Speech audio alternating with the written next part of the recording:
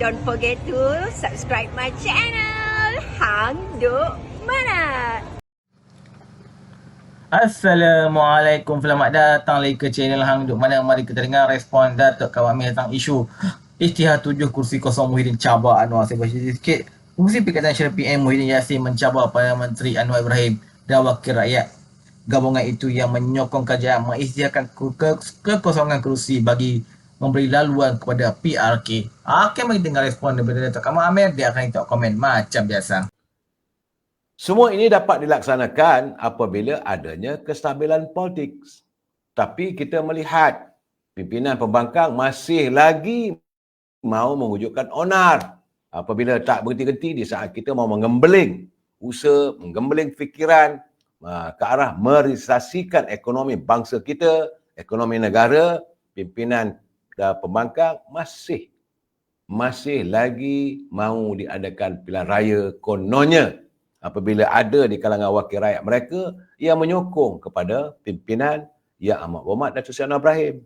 Sebab itu Datuk Seri Anwar Ibrahim berkata bahawa pimpinan mereka yang disifatkan sebagai pakar lompat, Presiden kepada pengerusi kepada Perikatan Nasional, saudara, dan juga Presiden kepada Pakatan Harapan, Parti Pribumi Bersatu.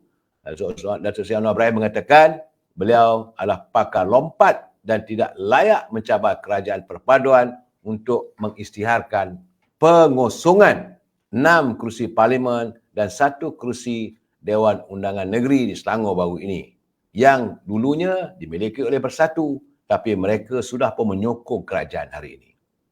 Menurut Perdana Menteri, keputusan sama ada pengosongan 6 kerusi parlimen dan 1 DUN sepatutnya dibuat oleh individu yang mewakili semua kerusi berkenaan, bukannya oleh pimpinan parti. Katanya, pengurusi Perikatan Nasional, dia tak boleh membuat sebarang keputusan mengenainya, termasuk mencabar kerajaan perpaduan yang mendapat sokongan daripada wakil rakyat terbaik. Kepala parti lompat itu yang mencadangkan pengosongan 6 kursi parlimen dan DUN. Tapi bagaimanapun Datuk Seri Anwar Ibrahim terpulanglah kepada ahli parlimen tersebut. Jadi kenapa tanya beliau? Dia yang pakar pergi melompat. Dia yang pakar mewujudkan scheme of things. Sebab itu dia patut jawab mengapa orang sudah hilang keyakinan kepada Bersatu. Itu tekan Datuk Seri Anwar Ibrahim sebelum beliau berangkat ke Jerman. Dan baru-baru ni saya Presiden atau pengurusi Perikatan Nasional dalam kenyataannya mencabar agar kerajaan perpaduan mengisytiharkan 6 kursi parlimen dan 1 kursi Dewan Undangan Negeri kosong apabila wakil rakyat Bersatu menyokong kerajaan perpaduan. Bukan meninggalkan parti, hanya menyokong. Saudara. Sebab itu, apabila hari ini Konvensyen Perikatan Nasional yang diadakan bahawa tidak ada jemputan yang diberi untuk menjemput 7 wakil rakyat yang dikatakan telah berpaling tadah menyokong kerajaan Pakatan Harapan, kerajaan perpaduan. Menurut Ketua Penerangan Bersatu, Datuk Razali Idris, dia mengaku tiada keperluan pihaknya untuk menghantar jemputan kepada mereka. Hebat saudara. Dia kata kita sudah anggap wakil rakyat di 7 kerusi itu sudah mati. Kita nak tunggu tarikh pilihan raya saja. Hebat. Sebab hari ini saudara berlangsung konvensyen wakil-wakil rakyat Perikatan Nasional yang dihadiri oleh ahli-ahli parlimen, ahli Dewan Negara dan ahli Dewan Undangan Negeri daripada gabungan Parti Perikatan Nasional. Saudara, sebab itu menurut ahli parlimen daripada Labuan, Datuk Syuhaili, dia kata, dijemput pun saya tidak akan hadir. Sekarang pun sudah dimusuhi. Jadi kata kalau kamu undang saya pun saya tak akan hadir. Kerana kamu tidak melihat saya sebagai ahli anggota parti tapi dimusuhi. Itu ditegaskan oleh ahli parlimen daripada Labuan, Datuk Syuhaili Abdul Rahman. Kerana beliau mengesahkan memang beliau tidak mendapat undangan untuk menghadiri konvensyen wakil-wakil rakyat Perikatan Nasional. Artinya sekarang saudara, sokong saja PMX, sokong saja Datuk Seri Anwar Ibrahim, maka dengan sendirinya mereka dipulaukan dan tidak lagi dianggap sebagai sebahagian daripada anggota kerabat dalam Perikatan Nasional, khususnya Parti Bersatu. Datuk Zulkifli Datuk Syed Abu Hussein, Dr. Zulkifli, Syuhaili, Datuk Zahari Kecil, mereka mengesahkan tidak menerima penjemputan untuk menghadiri konvensi tersebut. Setelah itu kata Dr. Zulkifli selaku ahli parlimen daripada Perikatan Nasional, dia mengaku beliau akan hadir kalau dijemput. Tapi maaflah, saya tak diundang langsung. Kalau ada, saya hadirlah katanya. Sebab itu sekarang ini, kalau mengikut kenyataan Presiden Bersatu Tan Sri Muhyiddin, dia kata tindakan beliau mencabar kerajaan perpaduan supaya mengisytiharkan kekosongan 6 kursi parlimen dan 1 kursi Dewan Undangan Negeri kerana beliau bimbang wujudnya tangan-tangan gaib dalam usaha meluluskan pindaan perlembagaan partinya. Saya kata dia dah mula takut pada bayang-bayang kerana mereka pernah berada di anjung kuasa. Dia tahu. Jadi katanya beliau menyedari proses kelulusan pindaan perlembagaan parti itu akan membabitkan bidang kuasa tertentu di bawah kerajaan yang diketuai oleh Perdana Menteri Datuk Seri Anwar Ibrahim. Jadi dia prasangka. Ini orang kata prasangka buruk. Meskipun katanya parti tersebut membuat perlembagaan selari dengan pindaan perlembagaan berkaitan, itu Akta Anti-Lempak Parti. Tapi dia yakin bahawa kelulusan jabatan pendaftar pertubuhan tidak semudah itu diperolehi. Sebab dia nak gunakan itu, nak kosongkan 6 kursi tersebut. Jadi saya merasakan bahawa matlamatnya lain tak ada. Matlamatnya untuk diadakan pilihan raya. Dia tak habis-habis.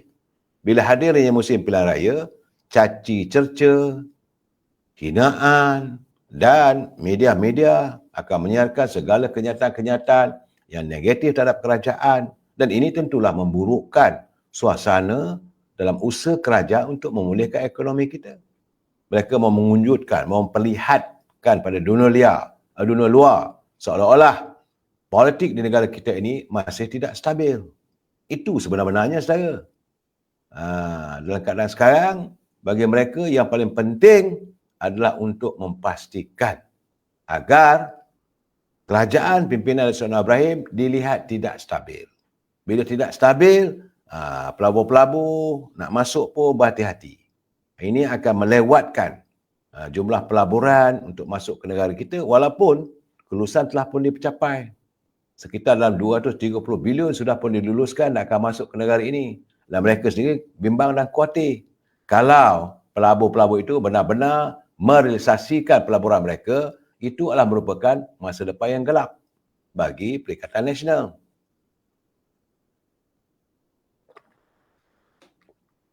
Tambah membimbangkan lagi apabila mereka melihat, sebagaimana yang saya katakan, 2 hari lalu, itu Bursa Saham Kuala Lumpur ada peningkatan saham-saham di pasaran.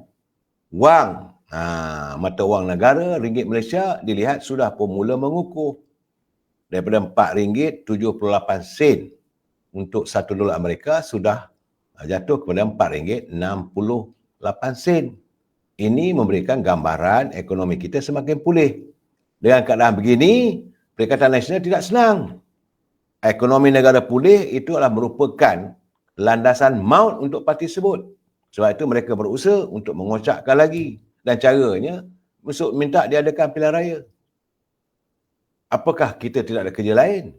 Saya cuma nak bertanya, apakah pimpinan dan Perikatan Nasional tidak memikirkan soal bagaimana untuk menjadi pembangkang yang baik untuk menyantuni usaha kerajaan menangani kemelesetan ekonomi dunia.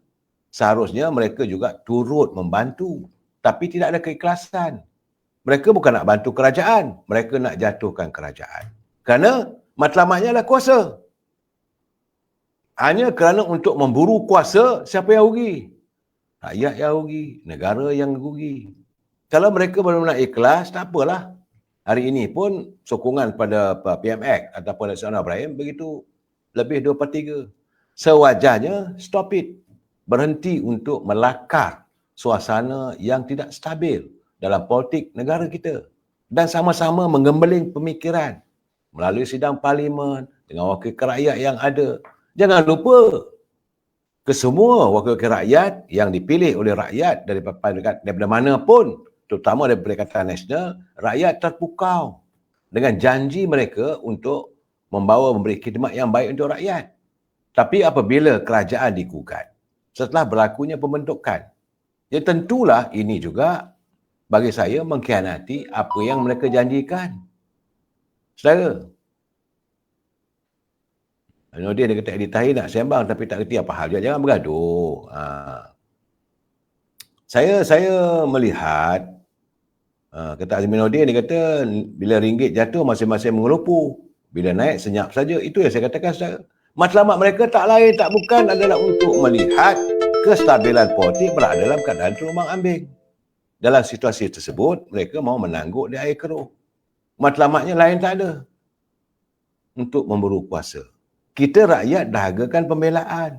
Kita rakyat dahagakan pemikiran yang dicanaikan oleh setiap wakil rakyat. Sejajar dengan titah Dunia Mulia Pertuan Agong. Mahukan parlimen itu dijadikan sebagai medan untuk membincangkan untung nasib rakyat.